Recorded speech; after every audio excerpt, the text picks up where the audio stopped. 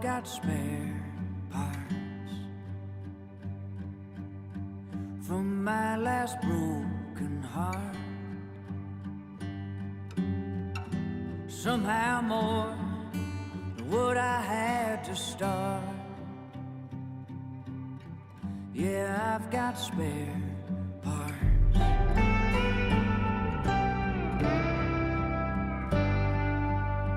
I tried to fix it best I remembered it. I hope it runs when I fire it up, 'cause I got spare parts. So if you see something that you might need, anything you can use,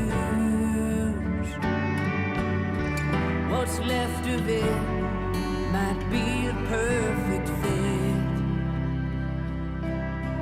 'cause I got spare parts.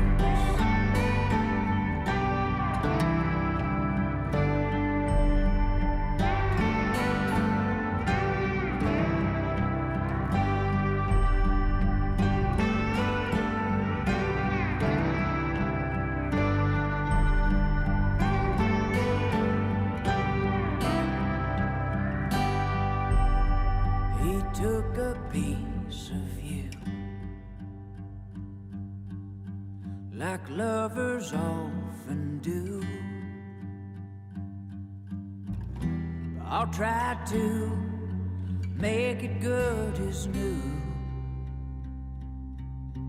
'cause I got spare parts.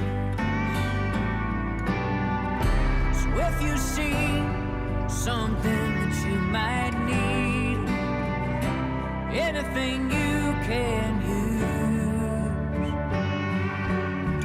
what's left of it might be the perfect fit, 'cause I've got spare parts. What's left of it might be the perfect fit, 'cause I've got spare Files, where we dive into the mysterious, the unexplained, and the downright otherworldly. In this cryptid corner of the airways, we'll explore alien encounters, ancient artifacts, and instrumental oddities. Buckle up, my friends, because truth is stranger than fiction, and you're about to embark on a cosmic journey. Welcome to the XENO Files.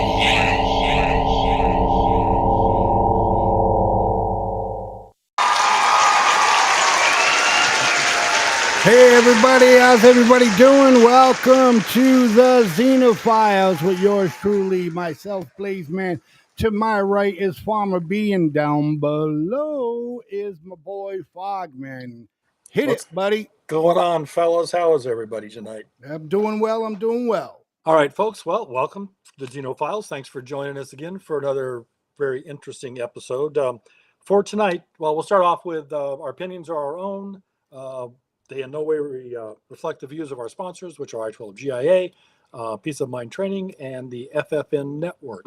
We're going to run some videos, so we want to put a shout out. Thanks to all the content creators that help us out with that kind of stuff, and we'll get into that later. We got an interesting show tonight. We're going to start off on the Jicamilla Apache Indian Reservation in New Mexico, and we're going to end up in the heavens with Space Force.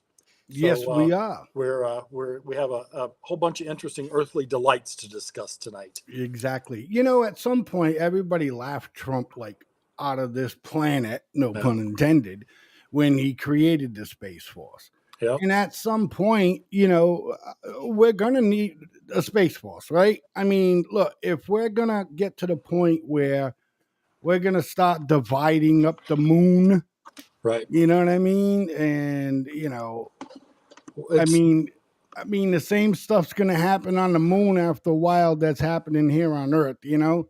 Yeah, and it's not only that too. They have a multitude of responsibilities that don't. Oh, yes, of course. That don't involve alien spacecraft and Right. a bunch of other things that are going to be very important to our warfighters if, heaven forbid, that ever comes to happen. To light. Chinese weather balloons. Yeah.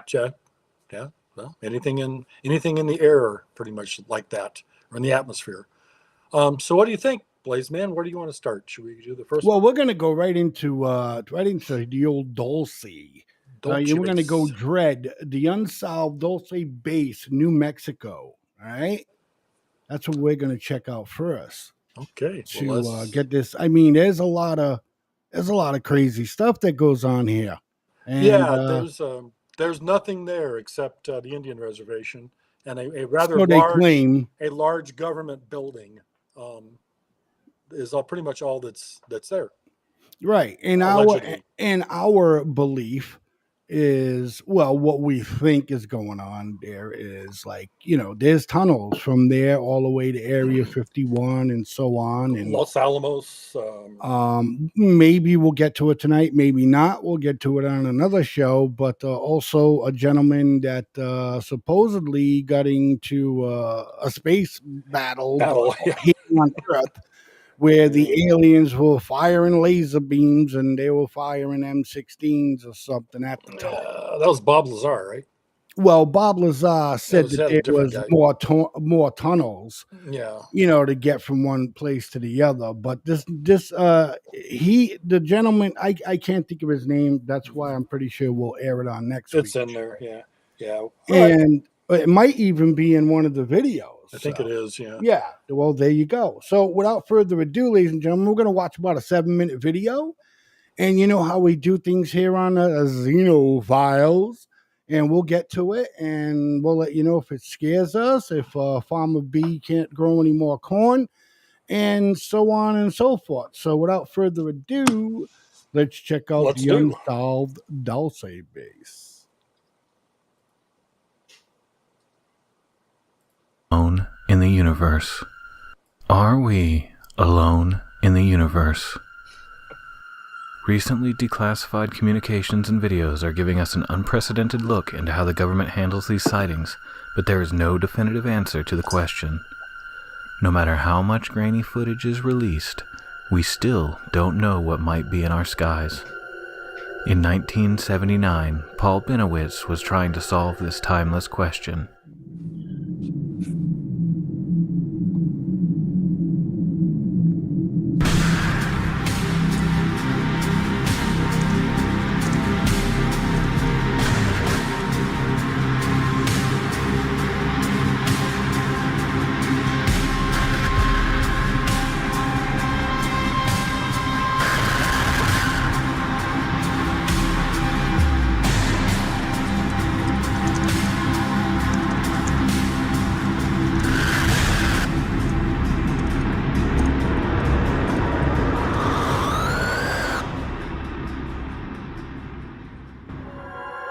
He was living in Albuquerque, New Mexico, and working as a scientist. On the cool and clear desert nights, he began seeing mysterious lights in the sky. He was living near the Kirtland Air Force Base and right across from the Monsanto storage area, the U.S.'s largest nuclear storage facility. To him, the location of these nighttime visitors was not a coincidence. He began filming the lights in the sky. Subsequent theories state that Binowitz was probably seeing the first ever tests of unmanned aerial vehicles, or UAVs. Whatever he was filming, theories say the government needed him to stop. Binowitz was undeterred. In the years that followed, Binowitz would discover one of the biggest conspiracies in ufologist circles. The more Binowitz discovered, the farther he spiraled down into a dark and inescapable place. Was Paul Binowitz mad, or did he find something that was never meant to be found? The story goes that Binowitz had somehow accidentally tapped into an encoded communications line at the Kirtland base. He was receiving genuine coded messages, he was sure that the messages were extraterrestrial in origin.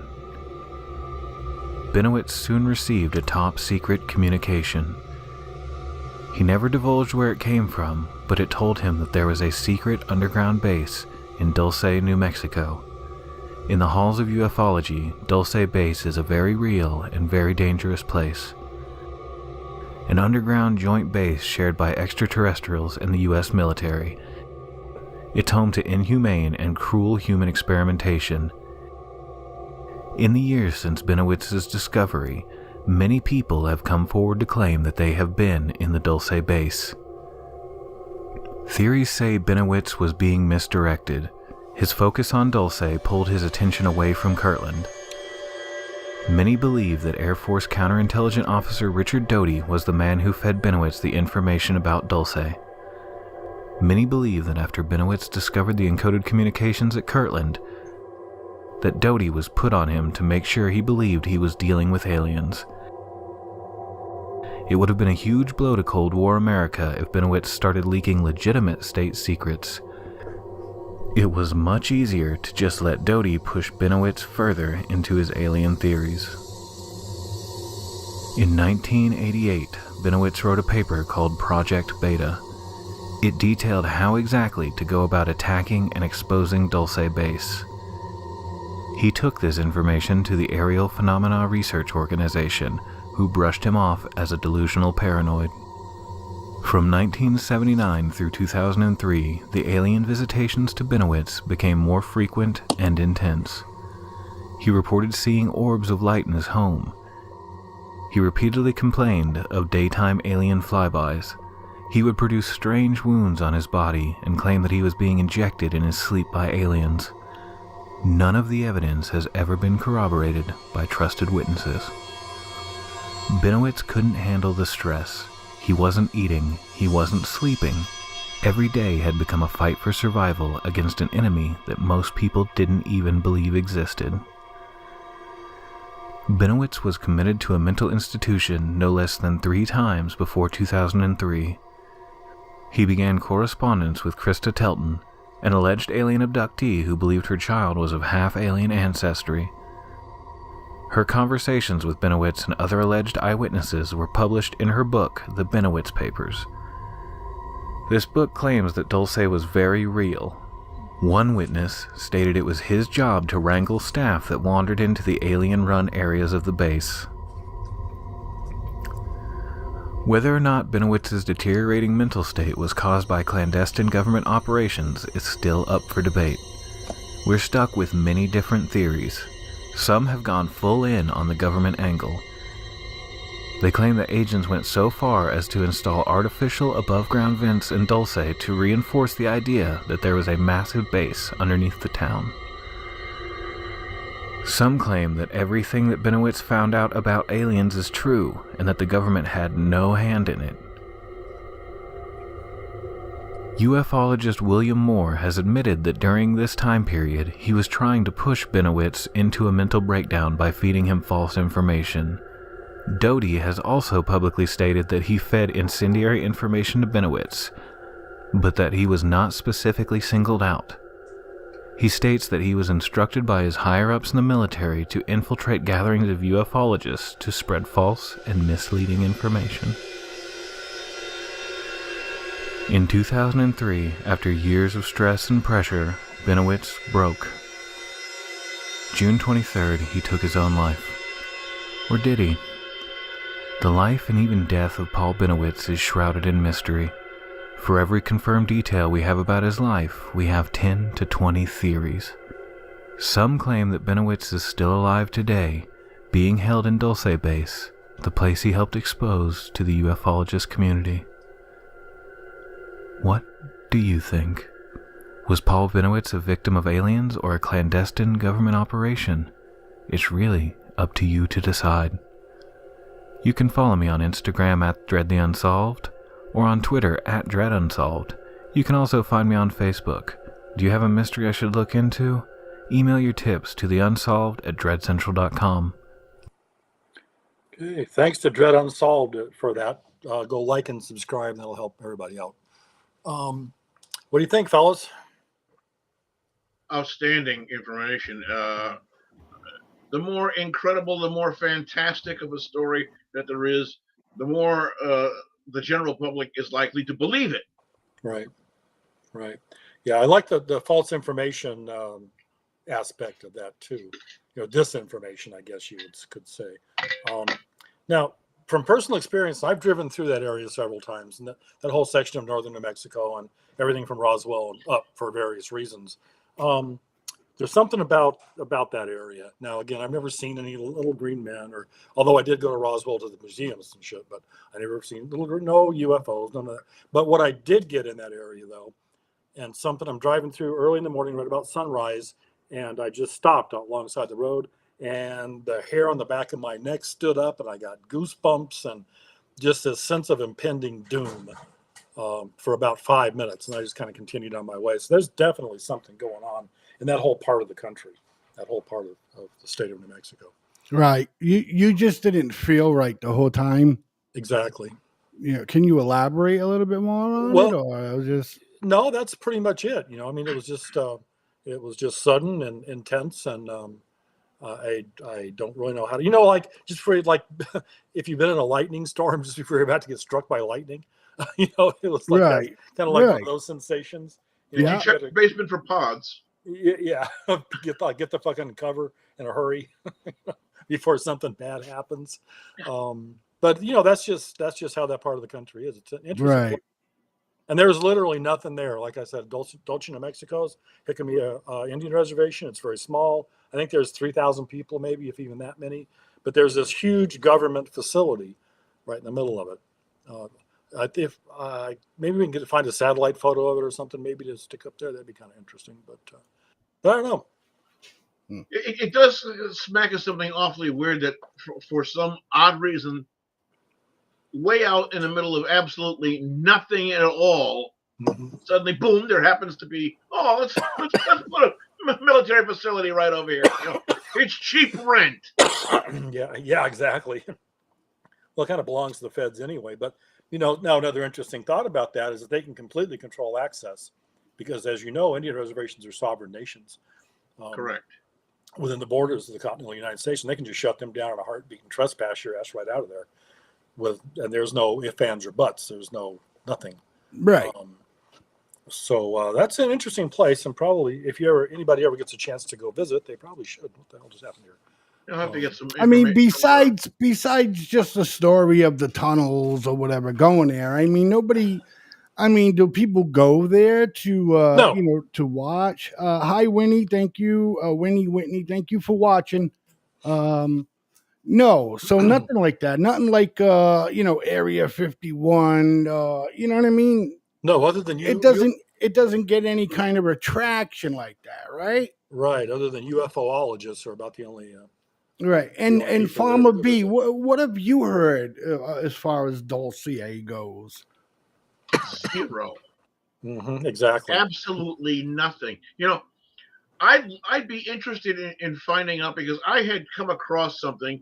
I can't exactly tell you how I came across it or where I came across it, but I came across some map coordinates. Okay. So I did a little research. I did the map coordinates, and I come to find out whatever else. It looks like there's nothing, and I mean nothing there. Right. So for a place where there's absolutely nothing there, it makes no sense that these map coordinates would have been where I found them. Right. Written. Right. Something. So there, it looks like there's something there. So I put in a map coordinates. I did the Google, whatever it is, maps, the Earth view and whatever else, and you can see. You zoom in on, what's there? Sand. Nothing. Sand, yeah. You know what's going to be in a few years? It's still going to be sand. Sand, yeah. Right. The cameraman can give these guys. Then why the hell were these map coordinates? Yeah, hard. Where I found them, and in the situation why I found them. Well, we've had this conversation on other shows and before about everything's underground. And that's why we don't see as much. So there's got to be something. Yeah, whether it's exactly whether it's underground in Antarctica, or Either underground in that or dimensions. it's not underground, but what we're seeing looks like that's what's there. Yeah. Again, they had done it, and they had quite successfully done things back even as far back as the Second World War. Right. Entire towns that were covered over with something that looked like something else. Right. Yeah. Yeah, exactly. If you want to talk to any of us here, we'd love to hear from you, 508-974-4231, or you can email us at ffnnetwork@gmail.com. So please, folks, give us a call, and we'd love to talk to you. We have a couple more videos up next, I think. Yeah, cover we some of absolutely this, do. if you want. We got plenty to talk about. I'm sorry if I seem off, but I'm not off. I'm actually researching as we talking. So sorry if I'm not looking directly in the camera. All right, and our next book is lays out new theory on cow mutations. Mutilations. Yeah. I mean, I think that Fogman has still been watching as well. But another great episode on Skinwalker Ranch last night and Beyond Skinwalker Ranch. But I got to be honest with you, Fogman, man, I can't wait to see next week's, man. There's a whole lot of crazy stuff that happens then, you know? Shit. And so I'm totally looking forward to that. We could talk about the Skinwalker Ranch and Beyond Skinwalker Ranch, but we'll have to find our video sources from somewhere else because I guess A&E has a problem with us helping out. Apparently, well, but that's okay. We could do things just like we're doing now. But yeah, on Skinwalker Ranch, I mean, shit. 2 weeks ago, their episode, a cow, a baby calf they were doing experiments and everybody witnessed it, everybody who was there, the camera crews, everybody, the producer, everybody. And this cow just started spinning wildly in a circle. All the other cows separated themselves from this calf. Okay. And it just sat there and spun around. Okay. Or whatever was there really messed that cow up. Its eyes turned bright white. And it's like the blood blew up behind the cow's eyes. Okay. And they're saying that a lot of like microwave type of stuff could have that's something that could have caused that reaction. Okay, here's an important question. After this incident happened, was the cow still able to give milk? It's a calf, and all right. No, yeah. Directed energy weapons would be something that would cause that. Yeah, and that area is, that whole area is just rife with exploration and but this goes a little bit deeper as far as cows go, Fogman. I mean, our sonar in the water has been killing the fish, whales, sharks, whatever you may have it. And at some point the U.S. Navy admitted it to it. This was years ago, but you don't hear anything about it now until recently. There was a bunch of stuff that went on. And that's when the Navy had gave out a notice saying, we're aware of it, but just really, we'll look it up here on the XENOPhiles and talk about it someday. Well, yeah, that's like up in your neck of the woods, and they're building all those fucking ocean-going wind turbines, windmill things. Yeah, the wind turbines. Killing all kinds of whales and all kinds of shit. No shit. I mean, they don't. Here's the bottom line with that, and I'm thanks that you brought that up because that just raised me up just a little bit. I mean, do they even research what this thing, after a while being there, the energy aspect of it, how much energy is that given off on the bottom of the ocean? Did they even take a test to see like how much radio signal waves or whatever interferes with sonar? Is that screwing them up? do you think that they research stuff like that? Well, Faulkner? they're supposed to legally. They're supposed to do Right. ecological But survey. this is the XENO file, Well, so it is right. And the reason I say that is because it's the green agenda.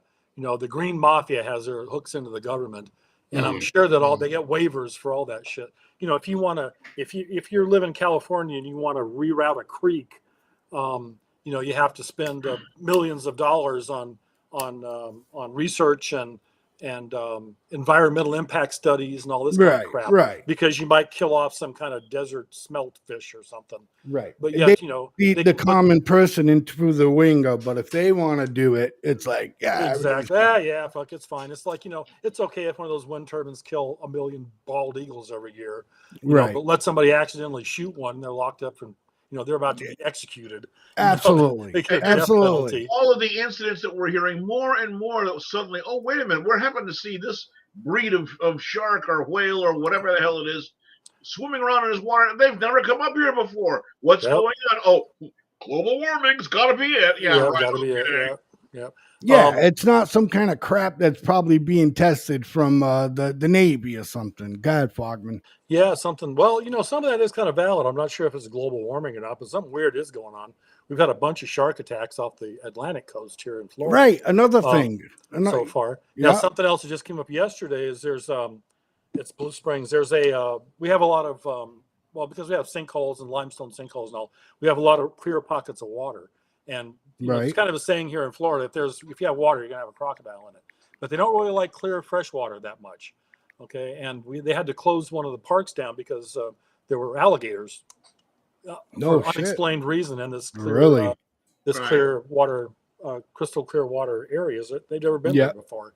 So something weird's going on. Where they're trying to get some, because it's hot, so they're trying to get some place cooler. But I don't know. A lot of weird shit going on. Right, exactly. I agree with that 100%. Let's see here. We might as well just stay with this conversation for about 2.5 minutes, gentlemen.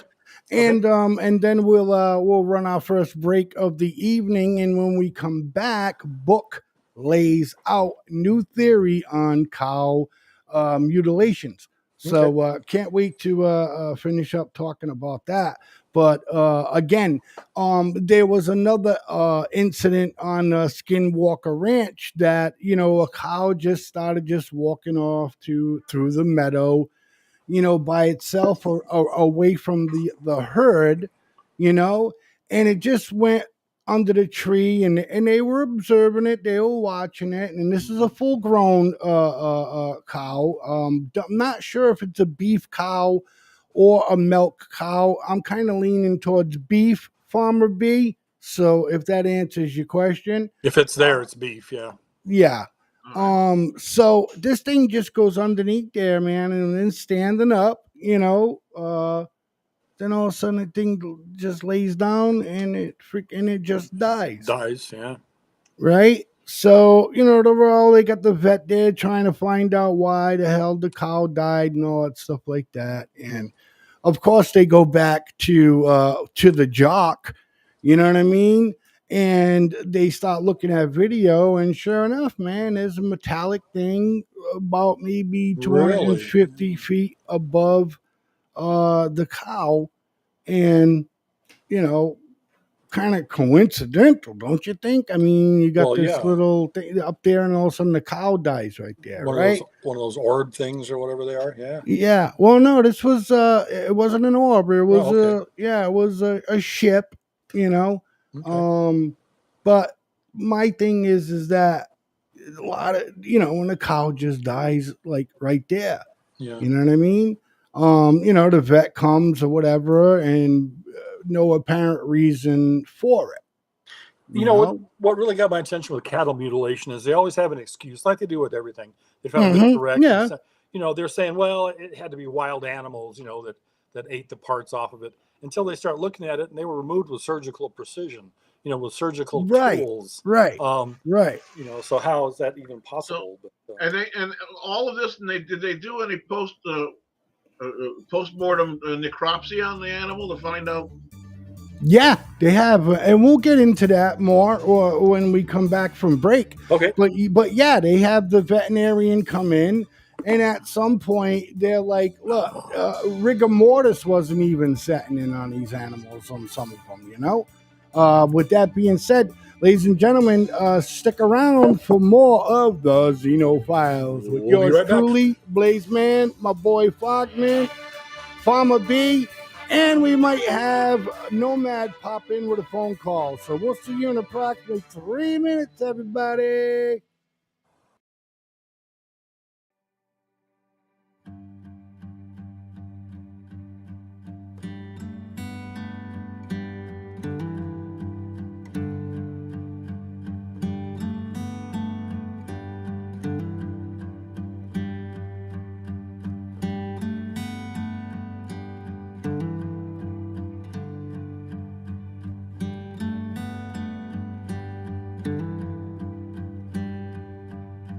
Well, I've got spare parts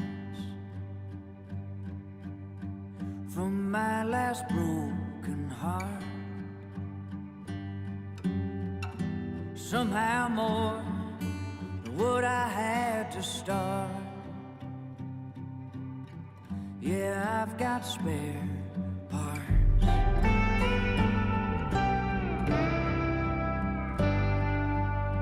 I tried to fix it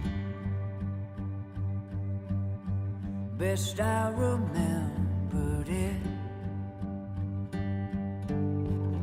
I hope it runs when I fire it up, 'cause I got spare parts. So if you see something that you might need, anything you can use, what's left of it might be a perfect fit, 'cause I got spare parts.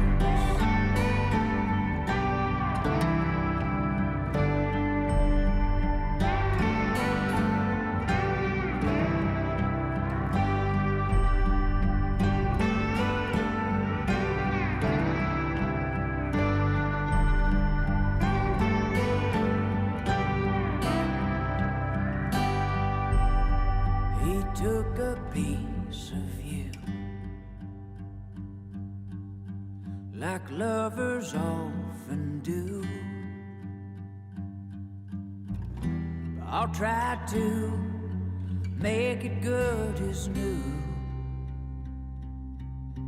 'cause I got spare parts. So if you see something that you might need, anything you can use, what's left of it might be the perfect fit, 'cause I've got spare parts. What's left of it might be the perfect fit, 'cause I've got spare parts. Where we dive into the mysterious, the unexplained, and the downright otherworldly. In this cryptid corner of the airways, we'll explore alien encounters, ancient artifacts, and instrumental oddities. Buckle up, my friends, because truth is stranger than fiction, and you're about to embark on a cosmic journey. Welcome to the XENO Files.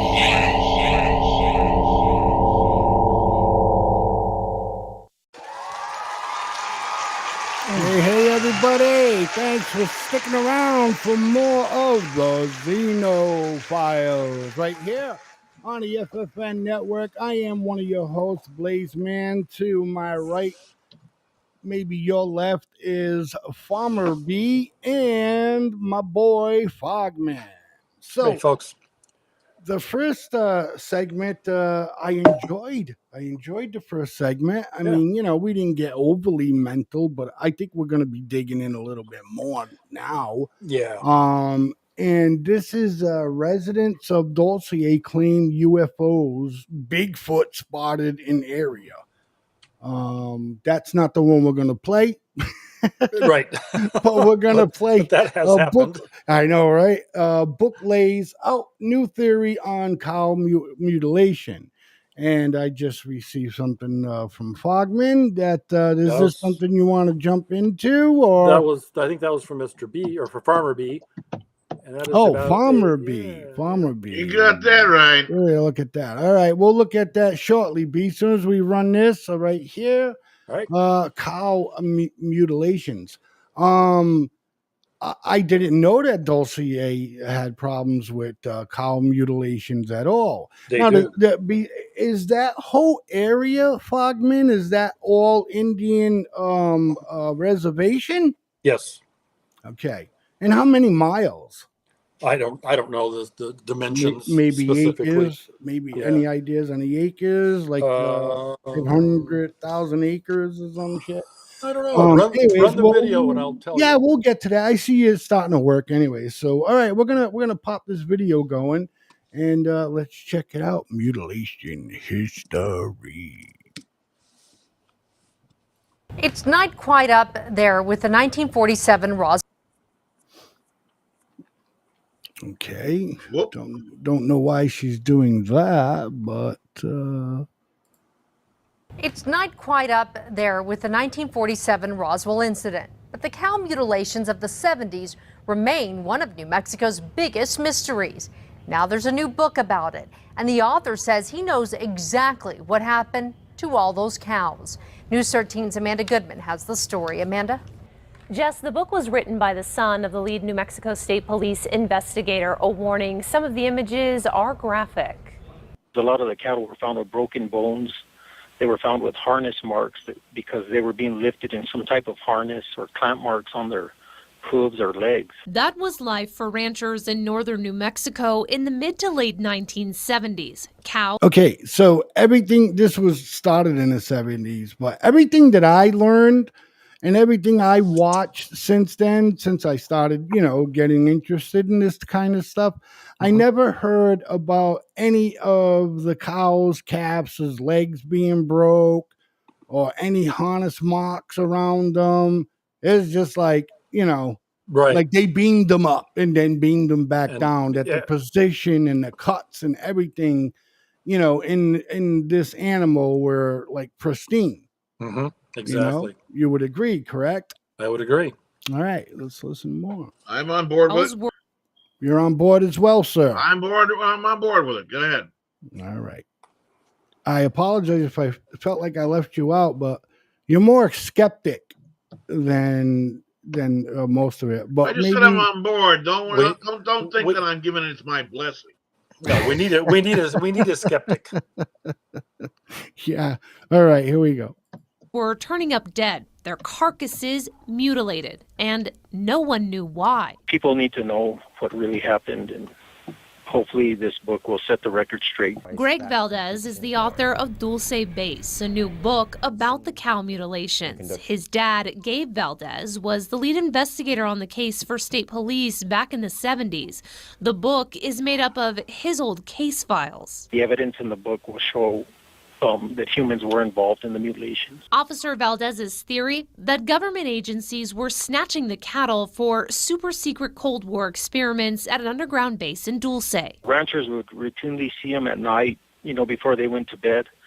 And then the next morning they would find them dead in the field or the pasture. Officer Valdez believed these government agencies returned the cattle to perpetuate the theory that aliens were responsible, to shield themselves from suspicion. The more people look in the wrong direction towards aliens and stuff that's not supported by evidence, no one will ever be held accountable, and it will just be a mystery. It's a move Valdez's son says has worked for the last 4 decades, and something he hopes the book will put an end to. Someone should be held accountable. Some of the other theories about what happened to the cattle included alien abductions, that the cows simply died of natural causes, and predators were responsible for the mutilation. Valdez says all evidence suggests humans were the ones responsible. Jess? Okay, Amanda, Gay Valdez died 2 years ago. His son says he doesn't think the government will ever own up to what really happened. Yeah, the usual, who knows? All humans. It just happened. To answer your question, Blaze Man, 1,316 square miles, and there are 2,596 people living there. That's it. Wow. That's Yeah. neat. Go ahead, B. Well, I mean, what better way to create a plausible cover story than dead animals? Yeah, exactly. Misdirect and so forth and so on. Can you? We have it's an image of the supposed base from the air. Do we have that? I sent it in? Is there a way to get that into? Is that you on the bottom? Yes. Okay. Is there a way to? I'm taking a look at it right now. Give me 1 second. Okay. You could talk about what we're gonna. Go ahead. You could talk. Yeah. I was just curious. It's like I said, it's from the air, and it kind of gives an idea of how the layout of the base, the underground base, is. Right. So you kind of gives you an idea of what you're looking at when we talk about Dulce, New Mexico. Where the fuck is that at, or what is that? You know what? You know what? What? It would be very interesting if.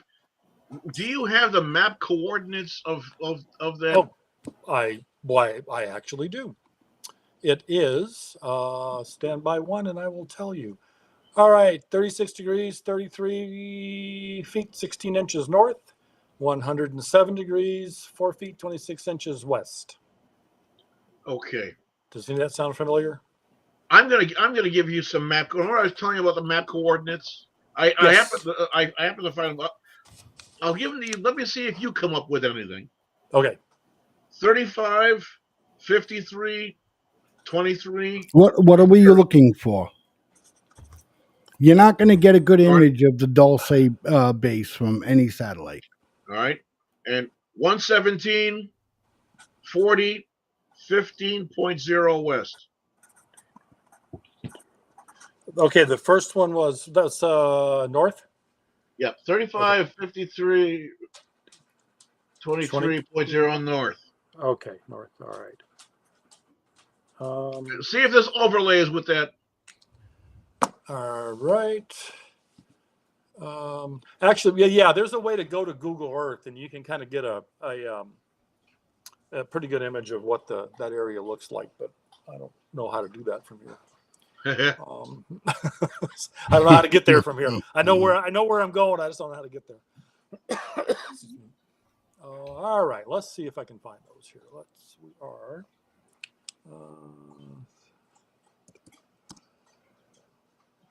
What are we looking for again, gentlemen? In each of these map coordinates are only like 1 degree off. Then yeah, that tells you something. Yeah. All right. 17, 40, 15.0 west. Let's see where that is. All right. Let's go to Google Earth. If my computer blows up and crashes and burns, I will do that. Or if you hear a on your neck. Yeah, right. If you hear like the black helicopters flying over. Yeah. All right. Those coordinates that you gave me are in California. It is just west of Death Valley. Okay. Yep. Right in between. And there is, like you said, there is literally nothing there. Okay. How close is it to? So why? The map coordinates that you had. Right here. Just look at your screen, man. Yeah. How close is it to what? It's not. Yeah. They're no to New Mexico.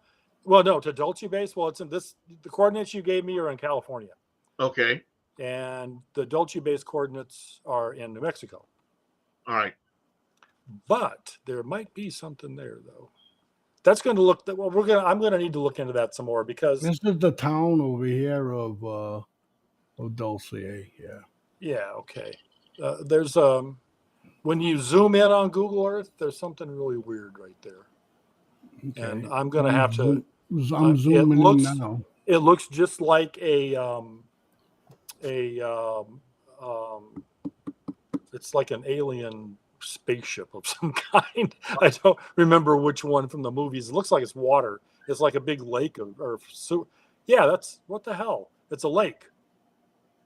But are we looking at the same photo? No. Okay. I'm sorry. No, this is something different. Let me get back to where this is the. All right, send me the link to it. All right, let's see if I can do that. Oh yeah, I can do that. All right. Let's copy and paste. Copy paste. Yep. There we go. All right, let me get back over here. Trust us, folks. We are highly trained professionals. Absolutely. We're just, we found something that piqued our interest, and now we want to make sure again that we're being correct. And I can fix a transmission with one hand just and highlight get some sour mash with the other. And I'm going to have to log out real quick and go right back into Restream because that system just died. I'll be right back. Wow. Don't go away. Stay there. I'll be back in a moment. All right, let me get out of here. While he's logging out, Mr. Blazeman, why don't we discuss the things that have been going on in the political arena having to do with Joseph Biden and his. Well, I would love to. I really would love to, but we don't touch politics at all. All right, fair enough. I'm just trying to give a little filler time. I mean, the whole thing. I thought Foggy was the whole thing that we're talking about Dulce for some of the people that are just joining now is, number one, we're fascinated with it. Number two is there's been a lot of whistleblowers down the road, Bob Lazar and Paul Wolowitz, saying that there's a tunnel system under there. And again, can't think of the gentleman's name that this happened to, but he was a worker or whatever to that effect in one of the tunnels, and supposedly got into a fight with aliens, and then they showed an illustration of on like a map that was put together. And it says like, humans, and it would go by like levels of, security and stuff. Like, level 5 was like the highest of securities. And that would supposedly led you to the base area where the aliens are. We all get along now, but like kind of in the beginning, that battle ensued, where the weaponry just ripped this guy's belly wide open, and things to that nature. Correct there, Fogman? Yep, that is correct. I hate when that happens. I know, right? It's a terrible thing. Yeah, when I first heard about it, I said, this problem with this guy was he didn't bring enough antacid with him, Yeah. So, I mean, you know what I'm saying, yeah, right? I know what you're saying. Yeah. This is weird. I've lost all my video, and I can't. Okay. I can't get my computer to shut off. All right, so they want you to stop. Yeah. I am going to run the third video that goes with this, and that's residents of Dulce claim UFOs, Bigfoot spotted in area. It's just what we do here on the Xenofiles there, Farmer B. You know what I mean? Love the flag. Told you it would look great right there, right? Yep. Right over your left shoulder, brother. Great place for it. Right over your left shoulder. All right, let's watch this video. Fogman will be right back, unless a bunch of black SUVs pulled up in front of his house. I don't know. Well, you notice all of this happened after I gave him the map coordinates. Yeah, as soon as you guys started talking map coordinates. You guys just can't leave anything alone. You know what I mean? You got to dabble. That's what we're here for. The problem, though. Yeah. That's the problem. We got Rod to dabble in. Isn't dead, He just went home. So, B, why don't you give our viewers a little bit of as much history as you remember from Roswell, New Mexico, where In 1947, the aliens crashed their ship. Yeah, apparently there was well, as the story goes, there was an alien vessel of some kind that came down out in Roswell, New Mexico, down in 1947. And of course, everything was just obliterated all over the place. They had sent some people out there to go and clean things up and whatnot, especially the military. And of course, I believe there was some sort of farmer or some backwoods, if you will, hick kind of person who was out there who saw things. Who apparently the military showed up and told them, "No, you didn't see this, you didn't see that, and anything you have, we're taking it." And away it went. And this went on for a great many years. The man had his story to So tell, and nobody wanted to tell may I about it. jump in here real quick, B? Yeah. So really, this isn't like your forte at all, right? This is a lot of this stuff that Fogman and I might talk about might be new for you as well. So No, it's part not of new it, to me at all. It's just something I never really paid much attention to or gave a mind right? to. Right, because he was like, come on, did you look at folk that I'm a said more they saw bird in the UFOs? hand kind of man, you know? Right, right.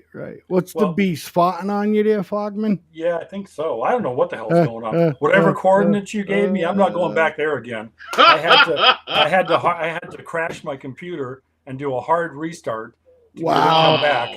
Wow. So I'll look into that. Get killed everything. So I'll look into that later. Yeah. That like sucks. Yeah. But go ahead, Fogman. You was about to say. Yeah, if we hear the black helicopters flying over, Yeah, and I disappear all of a sudden. Informed nowhere, our audience, and of course, B, and said, if you don't come back, black SUVs definitely pulled up. Yeah, so I want to hear my theme song at that point will be Warren Zevon's "Lawyers, Guns, and Money." Yep, lawyers, guns, and money. Yeah.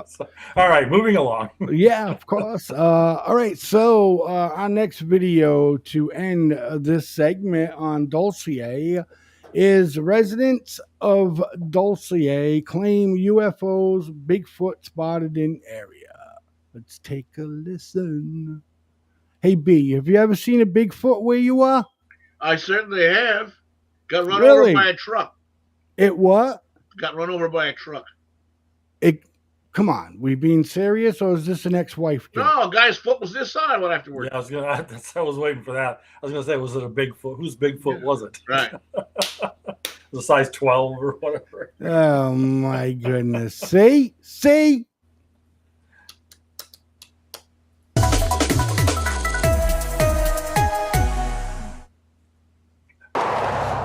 Dulce is a quiet, unassuming town nestled in northern New Mexico. Many of its residents are members of the Jicarilla Apache tribe. They swear. I tell stories, but my nose isn't growing. They are not making this up. They threw Space down a gang. ladder from that spaceship. And then two small people started climbing down. Jerry Julian says she had her first extraterrestrial encounter Did she right say here climbing on her down? Dulce Climbing, ranch yeah, about 40 years climbing, ago. yeah. It was huge. I just saw the bottom of it. It was like flat like this. Many of her neighbors claim similar strange sightings. Fat in the middle and kind of like rounded on the sides. You're speechless. 40 years you ago. know? You just don't know what to think. It's just like, it's like nothing you've ever encountered before. Why are stories of the extraordinary ordinary real here? quick. I do not. You know what I noticed a lot too, and why doesn't anybody ever get a clear picture? Yeah. Yep. Yeah, I mean, a go lot of ahead. theories, cloaking devices yeah, of some but kind. when It's moving fast, even though it may look like it's standing still wherever it is. Very very likely, what's happening is moving so fast that we, with our visual acuity, are not able to perceive how fast it's actually moving, as if it's actually jostulating or gyrating. Mm-hmm. That's very possible. right, that I get that, but everybody that takes a picture obviously not everybody's, a professional film, y'all know what I mean. Yeah. And everybody's first reaction is to freaking zoom in. And right, stay out. Yes, so it doesn't. I mean, anything. even right now, ladies and gentlemen, the experts can enhance that, but they can't enhance you already zoomed in on something that's already pixely, Right. which of course they can get a lot of info from that, but just don't zoom in, ladies and gentlemen. Maybe a little bit if it's far away, but that's it. Pro tip for the night. Pro tip for the night. Touche, man. Touche. I got to give myself this one. I'm sorry. That's a pro tip for the night there. Thank you, Fogman. Thank you. All right. As soon as this madness is done, we'll continue with the video. Okay. No. I do not know. Probably kind of that big mountain we have right there, Rumor has it there is a secret base hidden underneath the Archuleta Mesa here. The mountain overlooks Dulce. Some people in town say the base is run by aliens working with our federal government to conduct mind control and genetic experiments. Do you believe that? Yeah. Well, a whole bunch of people. Okay, so why mind control? Are the aliens teaching us how to do mind control?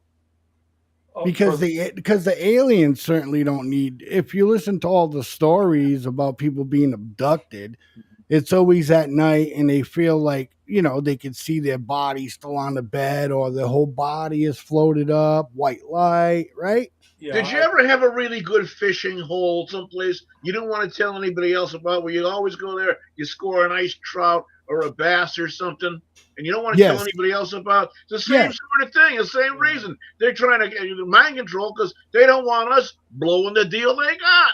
Well, yeah, there's part of the experimentation involves that, though, allegedly.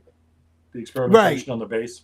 Right. Involves all of those kind of things, experimenting with humans. Absolutely. Interbreeding humans and aliens, and that's why the cattle mutilation things, and it all comes. Right. It's like, look, go ahead. I've read articles where they have like a secret agreement with aliens, you know what I mean? It's like, all right, yeah, you can, cut up our cows, but this entity, don't cut that up. You can take them and poke them and prod them, but no, that technique will kill them. I don't. Well, with some humans being the evil bastards that they are, like Dr. Fauci, for example, cuts the vocal cords of beagle puppies to experiment on, so they don't have to listen to him crying. That fucker. Yeah. Shit like that. So I wouldn't be at all surprised that humans and aliens are doing this kind of shit underneath there. But anyway. I started watching that House of Dragons. Anybody? Yeah. Mm-hmm. And there was one, and there's a lot of crazy shit that goes on in that show. You know what I mean? They don't, they don't hide much. As far as like 18 old or whatever. Anyways, my point to that is all the shit and content that they put on that show. What pissed me off the most was the scene with the rat catchers, and he fucking kicked a dog in the fucking gut to tell it to get out. That fucking pissed me off more than anything. Yeah, same here. Cutting the head off a baby, putting it in a bag. But just don't kick the dog. Right. You get it, because that's exactly what I thought. I'm like, you freaking piece of blank. You know what I mean? Yeah. The rat catcher. And then it's the end, them two were like just cutting the head off of the baby. You know what I mean? And I was like, oh, okay.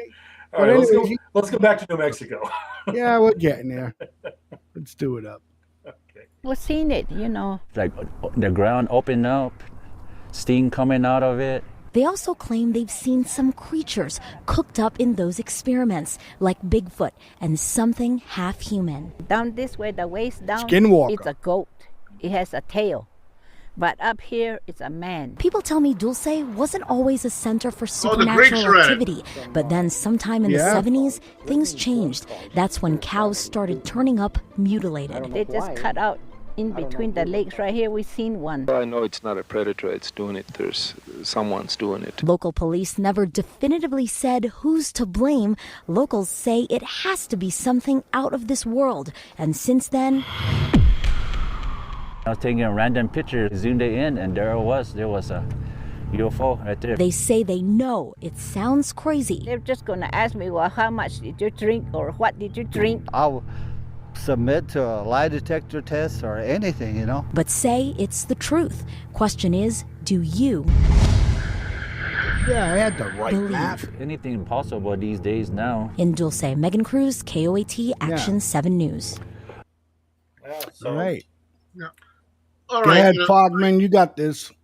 There's another story involving a couple of hunters that were up on Archuleta Mesa, and they saw what they thought was a movie set, was how they described it. They thought somebody was out there shooting an alien movie because they saw this huge craft out in the middle of the desert on top of Archuleta Mesa. And they started walking or driving towards it, and they went down this little dip in the road and came back up, and it was gone at that point. It had just completely disappeared. And they said it was, it was so big that they thought it was a building. And they lost track of sight of it just for a second, and when they came back, it was gone. So that's just kind of some of the weird shit that's happening out there. Right. We all know what a mesa is, right? A big flat top. Yeah. Okay. So Yeah. It's yeah, well, exactly. So fucking like the rocks top, and like the top of Devil's Tower, for example. Yeah, from, there you go. Close Encounters. Exactly. There also have been, and we know about instances, and some of these things are still classified. Again, I'll go back to the Second World War, where they had out in the South Pacific. The Foo Fighters. No. They had an island or islands that actually opened up, and inside it was covering up over a secret base that was there for downed aircraft, and also for the submarines. Submarines, yeah. That were there. Oh, really? And yeah, they would man-made islands. Yeah. It would open up. They would get the aircraft in trouble coming in or whatever else to land, or the submarine, and then close back around it, and it just looks like a desert island. Really? The same sort of thing could very well be going into tops. Fogman, you confirm that there's something out there? I had heard something about it. I can't confirm though. That's an interesting story though. That would Right. that Yeah, would warrant B, more I think investigation. maybe you should do some I know research and I grab know a a link. man, or I knew a man. He's dead now. Who actually in World War II was on one of those islands and worked there. Okay. Oh man. And That's a great story. it was so protected, so secret. I'll tell you the story that he himself told me. He was working on something underneath the Jeep, trying to help him fix something or whatever else, and he heard the most god awful foul language coming out of someone's mouth, and that was something you didn't do on a base like that. And he pushed himself out from underneath the thing, stood up, he said, "Who in the hell in this base has got that loud god awful language? It's no business." And he turned around and saw the corncob pipe in the hat. General MacArthur himself. Yes. Yeah. Interesting. This is how secret that base was. Huh. Right. Okay. And MacArthur turned around and he said, he told his soldier, "You're absolutely right. I should not be using that language here." Yeah. About that. Okay. Well, cool. Huh. Sounds like a good Good story. story. We'll investigate more. Have we pretty much finished up with Dulce Base? We still got 2 things to go to. Well, yeah, Dulce's all done. Okay. If you want to keep going, or No, I'm up for it if you guys are okay. We can do the dark side of the moon. Get a little discussion on that, and so if we're gonna do that, we got to take a quick break because I gotta go pee. So we'll be right back, ladies and gentlemen. We're going to come back with the dark side of the moon. Okay. No, we're not playing any Pink Floyd stuff. No. Which I think would be a good opening to talk about the dark side of the moon. So the correct terminology actually is far side of the moon. Far side of the moon. And that right. Just but eliminate that. Yeah. No, I understand. But they named it themselves dark side. The dark side of the moon. Exactly. Yeah. So, all right. We'll be right back, man. Stick around. Mm-hmm. For more of the Mr. B. Xenofiles. Don't go away.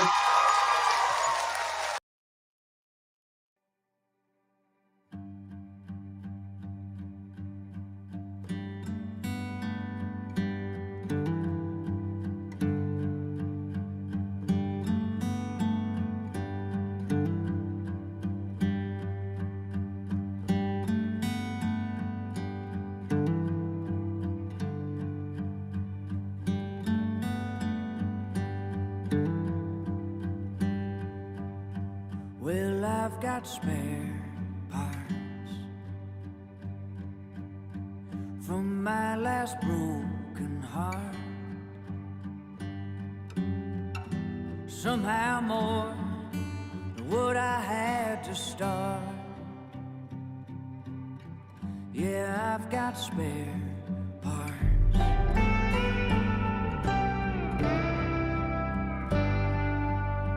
I tried to fix it best I remembered it. I hope it runs when I fire it up, 'cause I got spare parts. So if you see something that you might need, anything you can use, what's left of it might be a perfect fit, 'cause I got spare parts.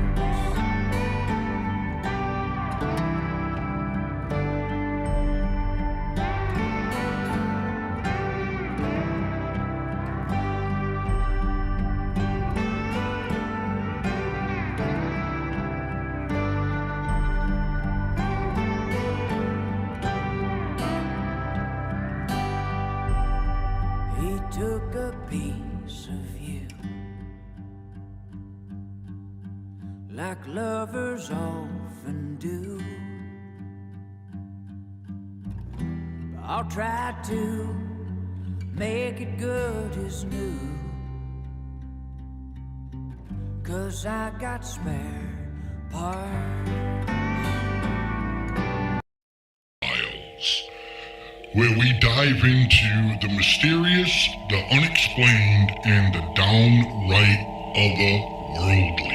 In this cryptid corner of the airways, we'll explore alien encounters, ancient artifacts, and instrumental oddities. Buckle up, my friends, because truth is stranger than fiction, and you're about to embark on a cosmic journey. Welcome to the XENO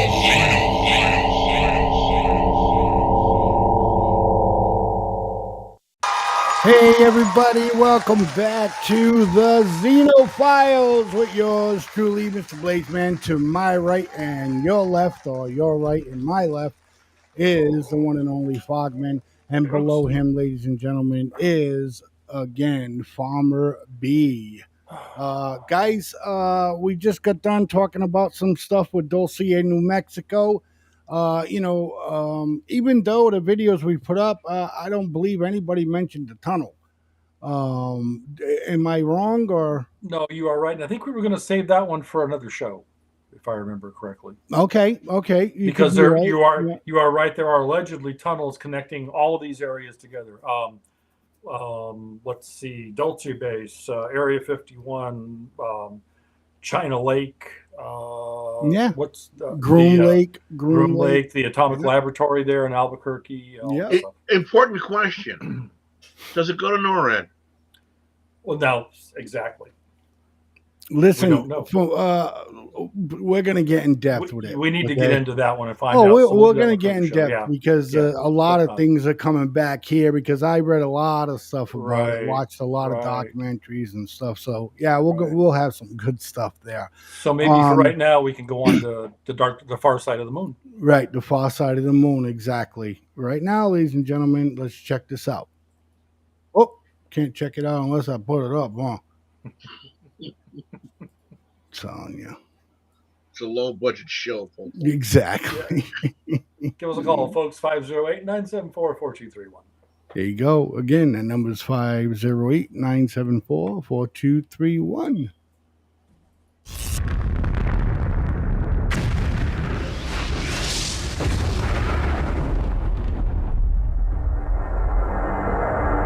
I'll tell you, if they're going for 4 billion years ago, quality, asteroids rained down on the newly formed moon, tearing into the surface. Where the fractured crust is thinnest, molten lava seeps from the moon's hot interior, spreads out in giant pools, and solidifies to form the scars we see today from Earth.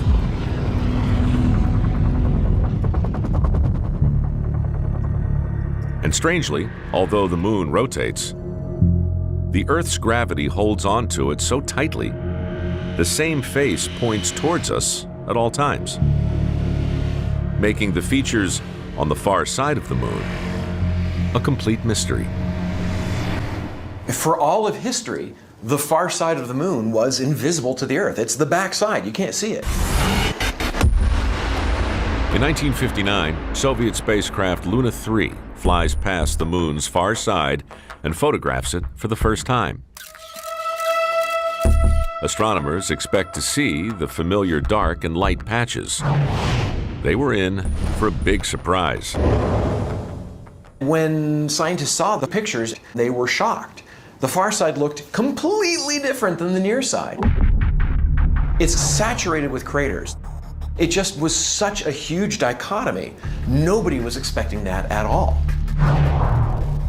The far side still had massive impact craters, but it was uniformly pale. It seemed like no dark lava had bled out onto the surface at all. But why? The only solution we could come up with is there's a difference in thickness between the crust of the near side and the crust of the far side. The backside must be so thick that lavas are not able to come up through them and erupt out onto the surface. Instead, on the front side, where it's very thin, lavas can easily come up through cracks and flow out onto the surface. Recent NASA missions confirm the crust on the back of the moon is around 30 miles thicker than the crust on the front. The far side is thicker. It's not like, oh, part of it is and part of it isn't. No, it really, the other side of the moon has a thicker crust than the near side. That's bizarre. So one of the biggest mysteries in planetary science over the last about 50 years is, why is the crust of the far side so thick?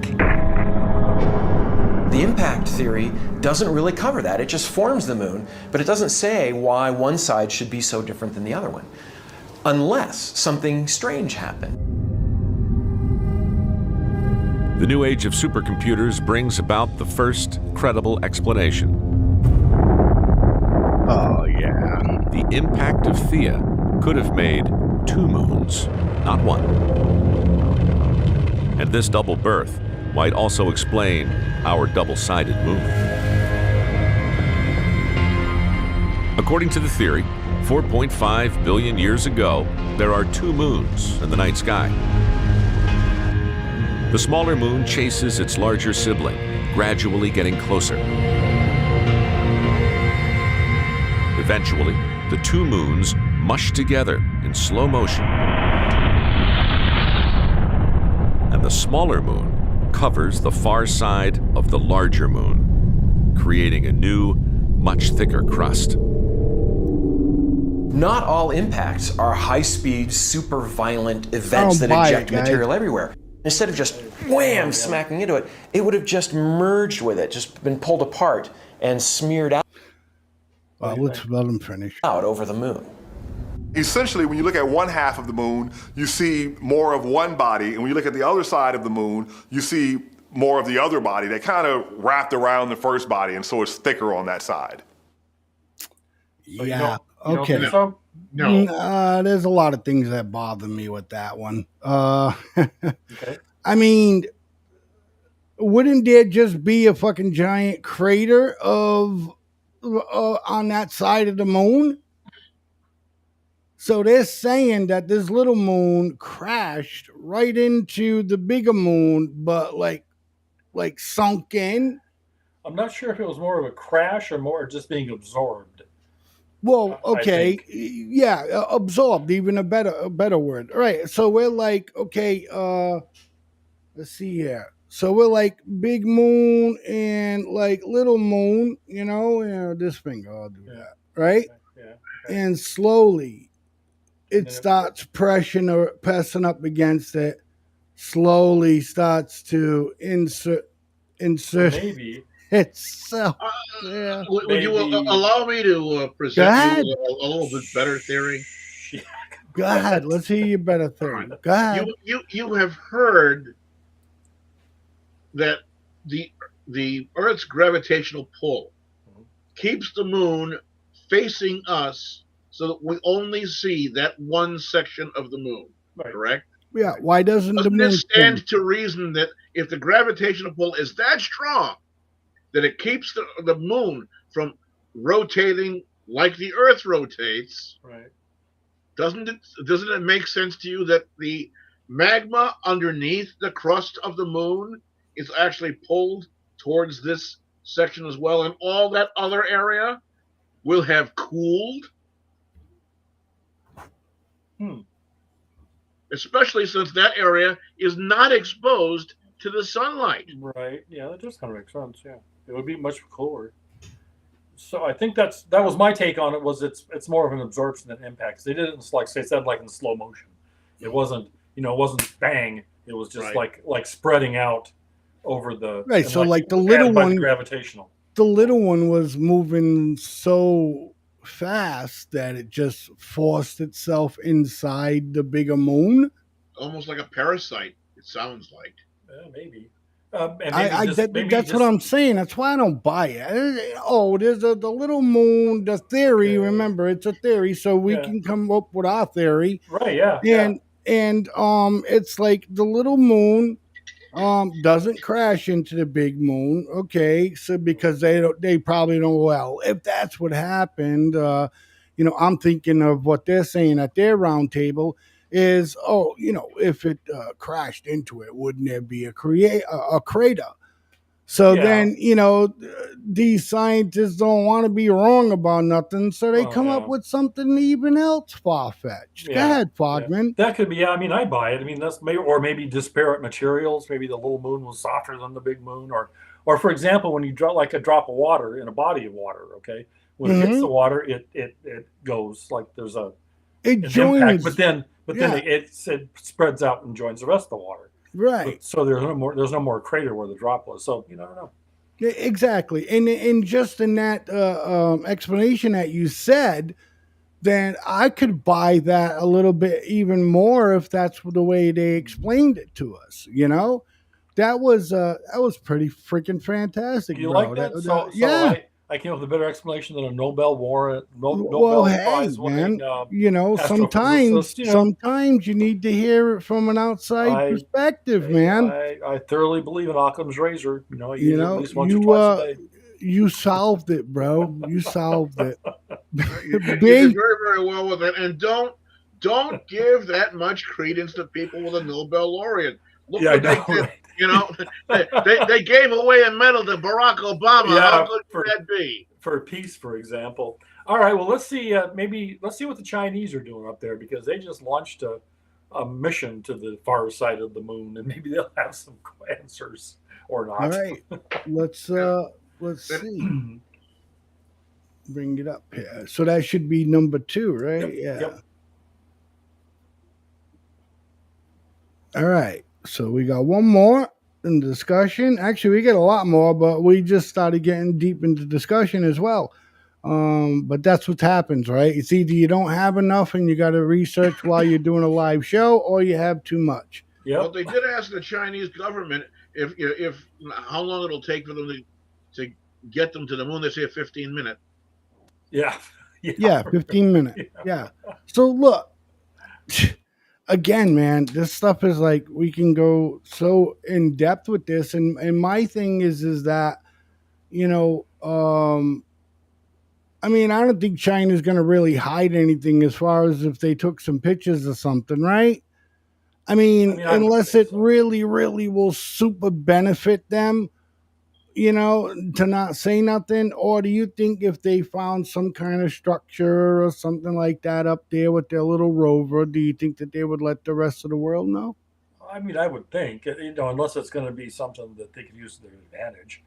Right. Why not? That's what I'm saying. Yeah. Science is a whole different field. I mean, they're supposed to all get along with each other. Right. They're all supposed to be all, Science and assholes. mathematics. You got to hand it to them. Yeah, all scientific and shit. So. All right. Let's listen. Let's see what they have to say. Though the moon has been watching us stoically for billions of years, there are still plenty of things we don't know about it. We don't really know for sure how it formed, where it came from, and we especially know very little about its dark side. What mysteries are waiting to be solved on this hidden hemisphere? This is Unveiled, and today we're answering the extraordinary question, what really happens on the dark side of the moon? Do you need the big questions answered? Are you constantly curious? Then why not subscribe to Unveiled for more clips like this one, and ring the bell for more thought-provoking content.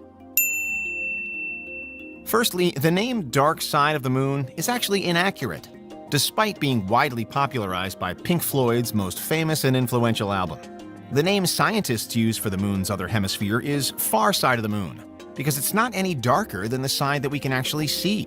Just like the near side, it still gets plenty of sunlight. In fact, when Earth has a new moon, if you were in space on the opposite side, you'd be seeing a full moon, as the entire hemisphere would be illuminated by the sun. But it's still dark in a more abstract sense. It's mysterious and still very unknown because of how difficult it is to actually get there. Human eyes hadn't seen the far side of the moon at all until the Soviet Luna 3 probe photographed it in 1959. Images that remain distorted and difficult to parse. And it wasn't until Apollo 8, almost a decade later, that humans saw it in person, a privilege that's been afforded to very few even today. When people first saw the far side of the moon, they were struck by how much more pockmarked it was compared to the near side. The near side of the moon does have a lot of craters, but it also has huge gray regions called the lunar maria, or mare. These areas are so pronounced that you can easily see them with the naked eye when you're looking at the moon on an ordinary night. And indeed, they were named thousands of years ago by the Romans, who could see them just like we can today. The name mare is actually Latin for sea, the same root that we get words like maritime from. It was believed that these gray expanses were actually seas.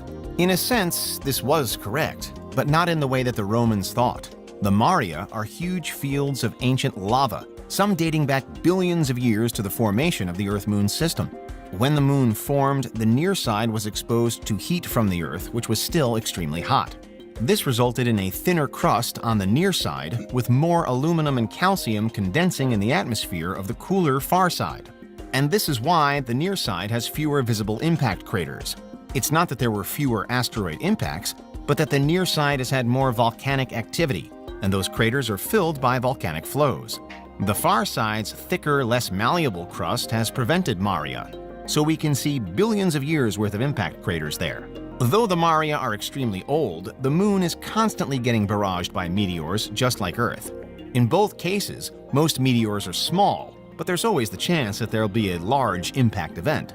But one popular theory about the far side of the moon isn't about these many impact craters at all. According to some, the far side of the moon is the best place in the solar system for aliens to spy on us without being detected. The moon itself blocks radio waves, meaning that if aliens were living there and producing radio signals, we wouldn't be able to detect them. Since the moon is so inhospitable, any race trying to survive there would have to be very advanced, and so would almost certainly be using radio waves in some way or another. It's also totally invisible to humans on Earth because of the way the moon is tidally locked.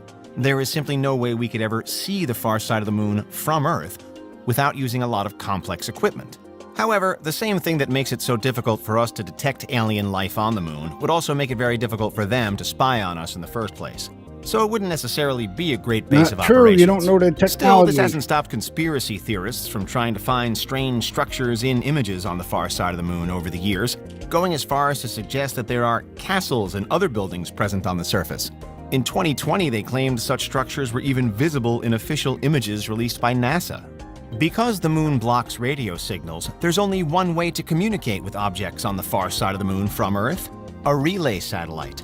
Currently, there's only one relay satellite serving this function, the Chinese satellite, Choichao. Choichao was designed to be a relay between the Chang'e 4 lunar lander and the Yutu-2 rover, which landed on the far side of the moon in early 2019. Without Choichao, we would have no way to get any of the data the rover is sending back to Earth. And if we ever want to further explore the far side of the moon, we would need more of these satellites. Otherwise, the people there would be utterly stranded with no way to communicate with Earth, which obviously isn't ideal. If aliens were hiding over there, they would also need relay satellites to spy on us, if that's what they're doing. But in that case, we should have been able to detect these satellites by now. Satellites are notoriously difficult to hide for multiple reasons, but the main reason is that simply you can see them. Some satellites you don't even need a telescope to spot, just a pair of binoculars. During the Cold War, scientists spent years trying to develop satellites that can't be detected on radar to little avail.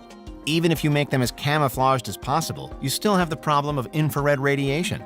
They produce a lot of heat, and this makes them very easy to spot if you have specialist instruments. Admittedly, if aliens were living on the moon and had spy satellites, they could feasibly have used technologies unknown to us to disguise them. However, this simple act of blocking out radio communications may be a reason why it's more interesting to look at what doesn't happen on the far side of the moon rather than what does. Because it's a radio dead zone that doesn't get any radio signals from Earth beyond the Choichao satellite, it's the perfect spot to build a radio telescope. The idea of building a radio telescope on the moon has been floated many times over the years, with NASA itself proposing such an idea as recently as 2020. This particular plan is called the Lunar Crater Radio Telescope, or LCRT, and it would be built in an impact crater on the far side of the moon. NASA plans to build the LCRT using rovers and other robots so that we don't need to send a manned mission out there to undertake the grueling lunar construction work. But it's not exactly gotten off the ground can't get there in As the of first writing, place. it's still in the proposal stage. If we could get together the funding to put a radio telescope on the moon, there's no telling what we'd be able to find, and we wouldn't have to worry about Earth interference. For instance, the famous WOW signal detected in 1977 has widely been reported as potential evidence of intelligent alien life trying to communicate. But many have suggested that the WOW signal didn't come from outer space at all, but from somewhere on Earth. This isn't a popular theory, and it's generally accepted that the WOW signal did come from space, even if it's unlikely that it was an alien communication. But it does go to show just how tricky detecting alien radio signals is with so much white noise coming from Earth. By building the LCRT or any other radio telescope on the far side of the moon, we'd be one step closer to detecting aliens. The moon's potential as an alien detector is one big reason why the SETI Institute actually advocates against sending missions to the far side of the moon. For example, it objected to China's Chang'e 4 mission on the basis that it would create too much radio noise there. The far side of the moon is the most unfamiliar part of our closest celestial neighbor, and we still have a lot to learn about what goes on there. Perhaps one day in the future we could use it to our advantage, but until then, it's a solar system location that's relatively close to us, and yet one that will remain shrouded in mystery to a certain degree. The theories are sure to continue, and the intrigue is sure to remain, because that's what really... Pretty interesting stuff. Wow. Kind of crazy, huh? Yeah. Absolutely. You know, the idea of having a, if you will, a repeater station, if you will, over on the far side of the moon, I think it's a double-edged sword. I think it truly is a double-edged sword. What else are those Chinese devils doing? Yeah. Well, that's what I'm saying. Did anybody read anything about them saying that the rover landed okay and all of that? Yeah, stuff like yeah. that? It's I think the next video up, or the last video in this segment, covers that. If you want to go ahead Okay. and run Well, that I real think we quick, should and get to that like next week. Oh, okay. Do you want to go ahead and Yeah, we got to finish call up it. then? Okay. Yeah, we got to call it, finish it up. All right. Again, Fogman, if you would be kind. Enough to take us out for the evening. Okay, folks. Well, it's been had a great time spending the evening with everybody and with you guys as always. As I said earlier, our opinions are our own. They in no way reflect the views of our sponsors, I-12GIA or Peace of Mind Training, or the FFN Network. As always, you guys be safe and have a good time, and give the ones you love a big hug, and we will see you all next week. Peace and love to each and every one of you out there. If you got it, give it. Be safe, be kind, and if you see something, say something. Head on a swivels, ladies and gentlemen. And remember, look to the skies with your tinfoil on. And only you can prevent forest fires. That's right. Exactly, because Smokey the Bear says so. There you have it. Good night, guys. All right, ladies Good and night, gentlemen. everybody. Peace, everybody. See you next. Where we dive into the mysterious, the unexplained, and the downright otherworldly. In this cryptid corner of the airways, we'll explore alien encounters, ancient artifacts, and instrumental oddities. Buckle up, my friends, because truth is strange